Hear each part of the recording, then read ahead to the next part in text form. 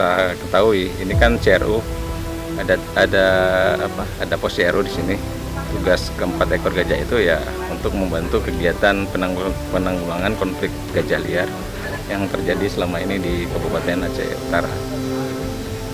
Tempatkan gajah 4 ekor itu memang kita tempatkan di sini karena syarat untuk berdirinya CRU kita mesti ada 4 ekor gajah kan? Dan 4 orang mahotnya di sini.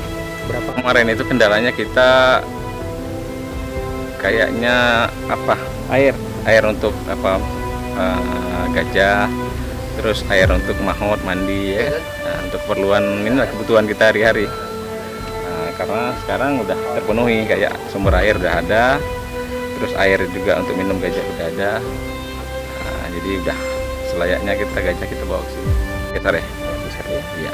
Nah, itu kan satu ada gajah yang terluka itu apa? Itu kenapa itu? Oh, itu biasa, mungkin kena rantai waktu diikat. Biasa itu kejadian biasa. Membantu menanggulangi konflik gajah yang ada di sini. Kalau memang bisa diusir melalui pakai gajah ya kita usir pakai gajah, kalau nggak bisa kita usir pakai gajah ya manual. Depan ya semoga konflik gajah yang selama ini terjadi di sekitar Kabupaten Aceh Utara ini bisa teratasi lah, minimal mengurangi ya.